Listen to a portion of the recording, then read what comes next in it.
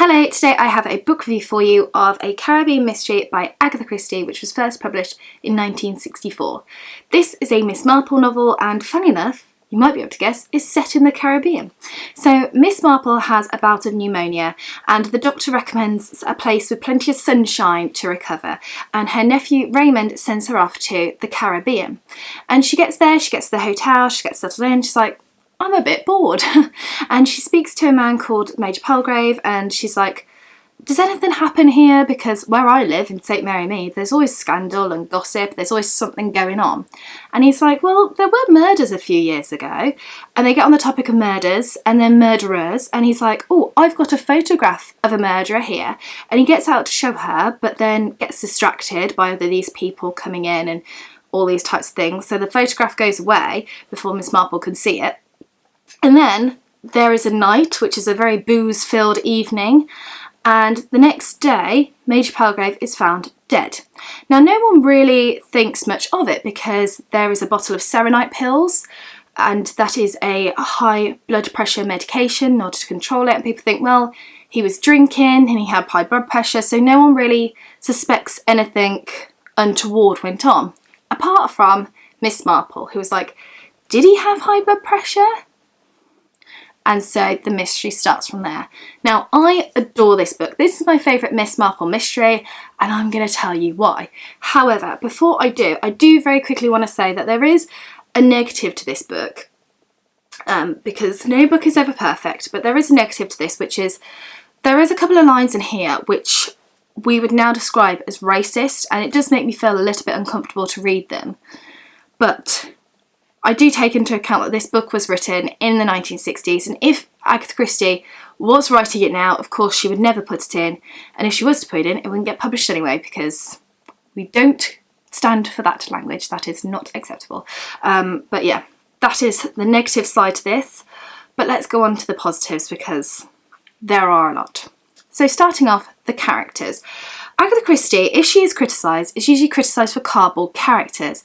Not in this novel. They're so good. If you were to take Agatha Christie's book and you were to really pack them out character-wise, you could double the size of the book, couldn't you? I mean, it's ridiculous. But in this book, the characters really come to life. So we have like Greg and Lucky Dyson, who he calls his lucky charm, and we have them with their weird friendship relationship with the Hillingdons.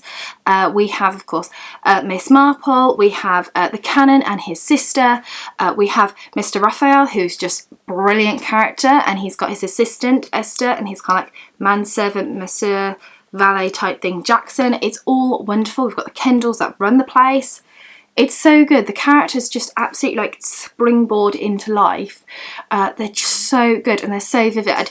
And Agatha Christie is really kind of clear on who you should like and who you shouldn't like, who's a bit of a slime ball and who's a bit of like up their own backside and stuff like that. It's just, oh, it's so good. They're so good. And to continue on that sort of path, the characters, the next thing that I love is the presence of Miss Marple.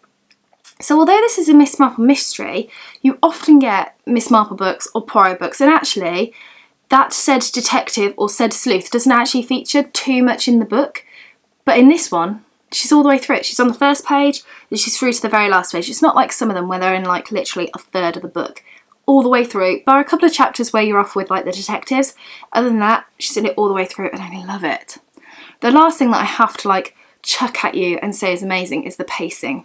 So there's more than one murder in this. So you get a murder right at the beginning, and then you get more than that. I won't say two murders, I won't say how many there are, but there's something happening all the time.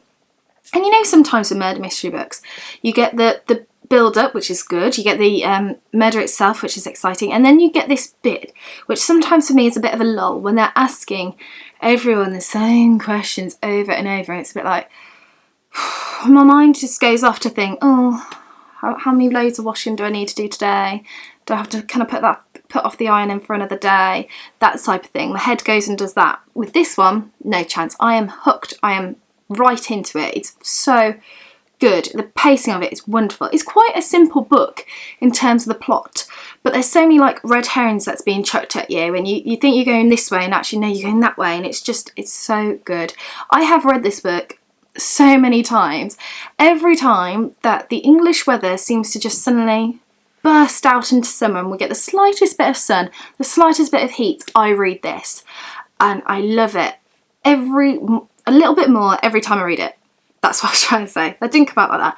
But I love it a little bit more every time I read it. It's so, so good. And hopefully I have now enticed you to go and pick it up. So if you want to get your hands on a copy, I will leave a link in the description bar below. Oh dear, can't get my words out. The edition that I have, by the way, is a facsimile edition. So this is what it was kind of like first looked like when it first came out back in 1964. So there we go. I love it. It's amazing. Go and read it.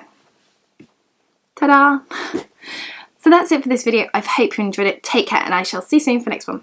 Bye for now.